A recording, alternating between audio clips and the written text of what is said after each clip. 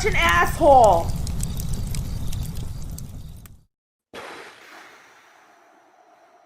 Breathing exercises my doc gave me. Do this, and then you won't cough as much. And it's not working at all. Not working at all.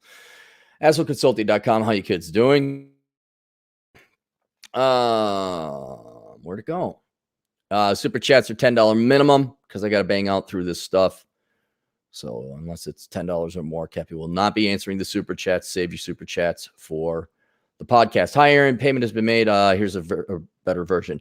I'm in my early 40s and been at the same job for 15 years. I work in an IT group. I have been at the same place for so long. It's clouding my judgment as to whether the grass is greener elsewhere, whether it's time to jump ship or not. Here are some details about my job. The good: 4 weeks of vacation a year, stability, layoffs are rare, respectful co-workers. They are millennials. I would not hang with them outside of work, but at least they are respectful. Good. That's good to hear.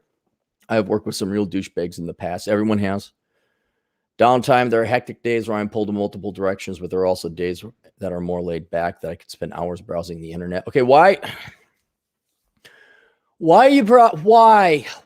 guys? Why do you do that? Oh, I just look at the internet. Well, I go on, I watch YouTube. And unless it's my channel, why aren't you hustling and setting up a job? Setting up some side work, diversifying your revenue streams. Why? You're stuck at work. Why not work? What is the compunction, the desire to go watch YouTube videos? I remember setting up an LLC working at a company one time. I remember starting to write a book at a company one time. And the more and more I think about it, which is not the, I don't know if I'll ever go back. The more and more I think about it, the more and more, like if I went to, applied, I'm like, yeah, here's the deal, man. I'm working from home. And if I'm not working from home and I'm there, if I don't have work to do, I'm allowed to do my own stuff. There's no non-compete. I'm allowed to set up my own companies, run my own game, hustle. I am not just sitting there twiddling my thumbs. And if you guys can't keep the work up and promote me correspondingly, then I have every right to take 6 hours a day that you don't have work for me. Set up another company. Oh, that's disloyalty to the company. Oh, yes, loyalty. Yes, in corporate America, sure.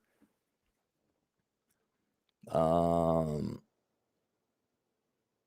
hours. I work an odd shift, which limits the time with the boss and coworkers in the office, which minimizes the political bullshit I have to deal with. Flexible work hours. It's not a problem if I'm late to the office due to car trouble. As the boss is understanding. Autonomy, I can usually do projects my own way without micromanaging. Work-life balance, the work week is usually capped out at 40 hours a week. Sounds good. The bad, the commute, 40 minutes each way, almost all highway miles, no desire to live in any of the towns close to the work, rarely come across any opportunities in my field closer to home. Pay, actually not too bad, approximately an amount. I'm going to keep you anonymous. I'm a minimalist and live in a low cost of living area, so I'm able to max out the IRA, blah, blah, blah, blah, blah, blah. On the other hand, there are many fresh college graduates in my field that are paid significantly more into 6 years after just a few years experience. They might be living in a higher cost of living city, but their salaries only go up from there. No opportunity for advancements, promotions in the company go to those with the right skin color or gender. Not that this is all that much of an issue since I don't care to be plugged in 24/7. PC environment is one of those kind of places, big company with virtue signaling and all that. But it is pretty typical these days. Ugly, constant interruptions. I'm often interrupted by my boss or end users trying to focus and get projects done. Underutilized. You will always be underutilized. You will never be fully utilized. Never. There's not one employee in the history of employees who has been fully utilized. Never. It doesn't happen. Give that up.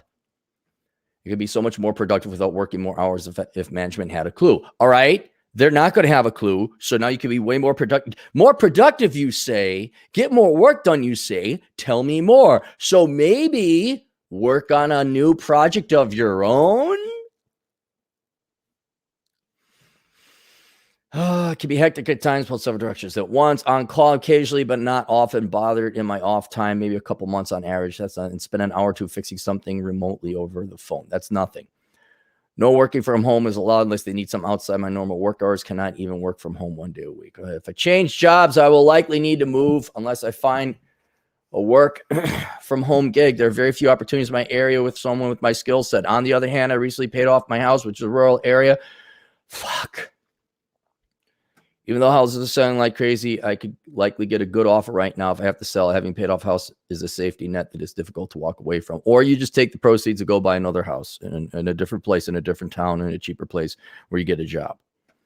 It just, I don't know. It smells like you're on the East Coast because this is East Coast thinking.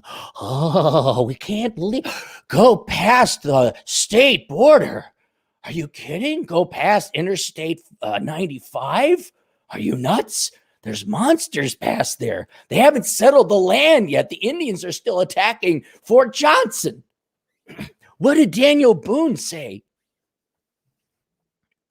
I don't know. What is it with you East Coasters? You're addicted to your comfort zone? I'm used to having that bum take a shit on the street on that corner. Oh, it's a different bum. And he's urinating, not defecating. Oh my God, my environment's so destabilized. Oh.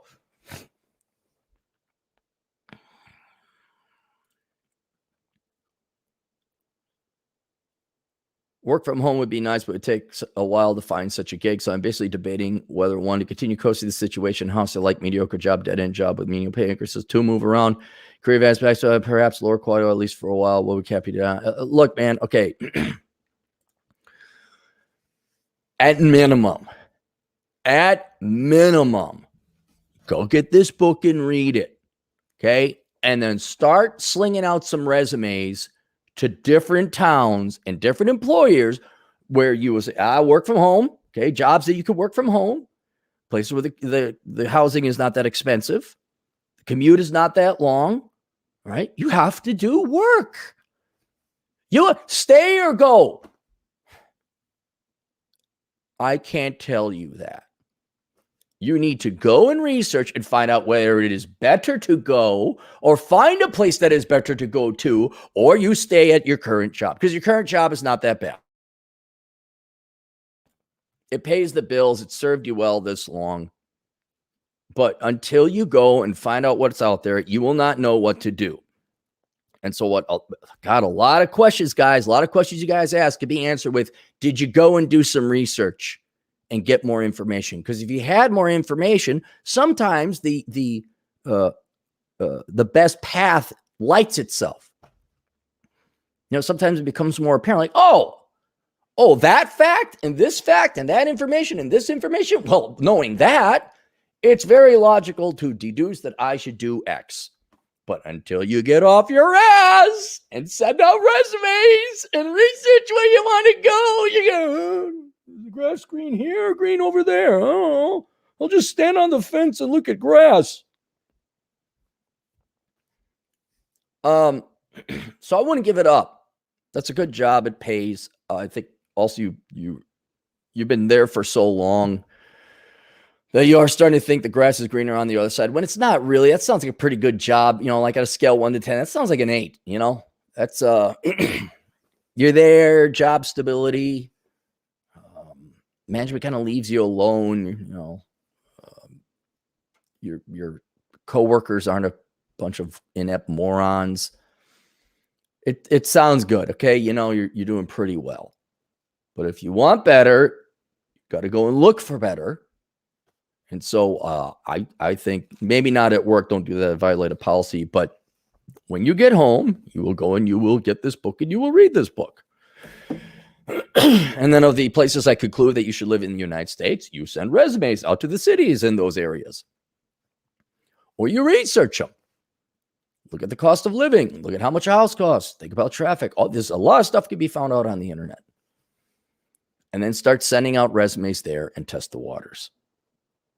And then all of a sudden you get a job offer that's, don't be surprised if you get a job offer that's 50% more, because I think you're kind of underpaid with your year's experience. You might want to aim high. If it says 6 figures, apply for it. Now is your time.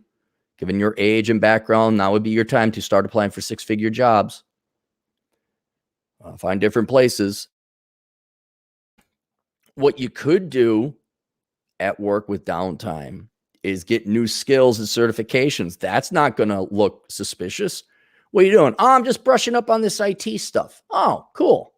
Oh, what a loyal employee. Not knowing that's like, so I could go get myself a girl with a bigger set of tits. That's, yeah, man, you just have to start applying for jobs. Not that you'd even take them, just to see what's out there. And so, yeah, I would hold on to your current job, but let's start putting some effort into doing research as to where else you might want to go. Maybe you got 4 weeks vacation. Go travel to a place for a weekend. Check it out. What's Dallas like? What's Tallahassee like? What's Denver like? Go out there and find out. All right, there we go. I have spoken. Mexi, I don't see Mexi Mike. I don't see it. There we go. All right. Questions, answers, assholeconsulting.com. We'll see you guys later. Toodles.